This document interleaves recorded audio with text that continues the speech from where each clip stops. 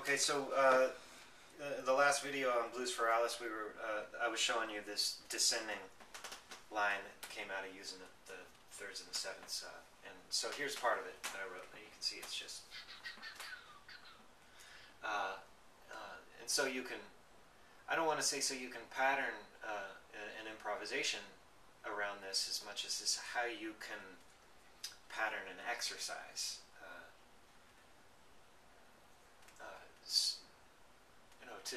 To help train your ears and to help get a deeper understanding and have some experiences inside of this. So here's one. Let's just say we're in F, and here's this first one, C.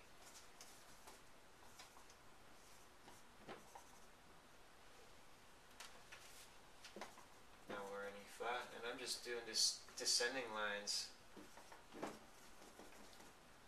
Just in these respective, inside of these respective changes. And so this is just an inversion of this A7, C sharp, A, G, you know. The A would be in the, no, there it is, 4 notes. And here's the C.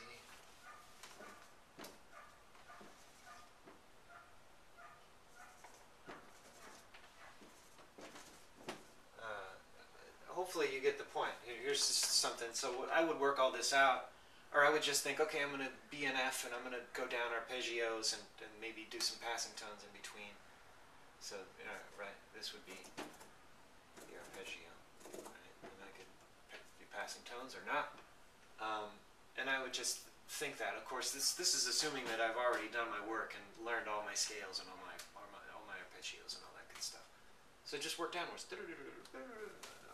Play this, something like it at least. So here's the F, and what I'm doing is, as you can see, the first note, which is this line that I first wrote out, the descending line.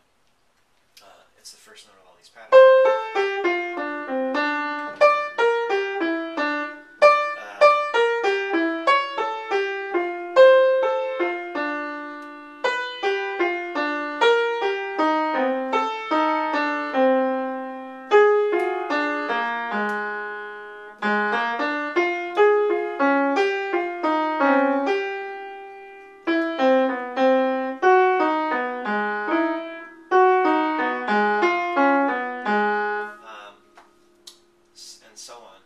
So that's just the first thing I could think of. Could go up. We could have, we could be working on a motif that we took off of. We got an idea that just came to us, or maybe transcribed a Miles Davis solo, and you've got this little motif of his, and you want to just stick it in all of these, starting on this note, doing whatever. So there's a couple ideas for you. The list goes on and on what you can do. Yeah, maybe can I add a couple things? Yeah. Maybe you want to just take the motif that Bird writes. Bib auto. Oh yeah. Bib auto, head auto, head auto, head auto, head auto. Or maybe you flip that upside down. Bo do be do be oh be oh do be. So something like that. I don't know. Just some ideas, Yeah. Oh, you got any more? Nope. I mean, as far as where to get whatever you're going to be working, yeah. And this doesn't have to be the top either. It could be, you could do something that goes down and then goes up, or something that starts before there and ends there. You could have 2 notes in front, 2 notes behind. Here's another one. You could work on. You could work on approaching these like we were talking about in the first couple of videos, where Bird is approaching chord tones by half step. That would be a way to, that would be something to try. Is approaching maybe the flat third of this chord. So maybe you're approaching G by half step. Maybe you approach that with an F sharp here, or an A flat. So you're approaching chord tones, by half step, like he's doing in the melody. That would be another thing to try.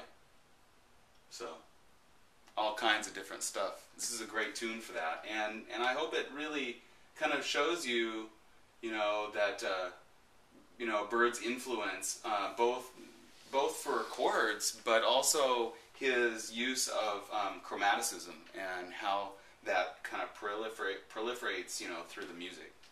So, all right. Cheers, folks. Bye. Stuff.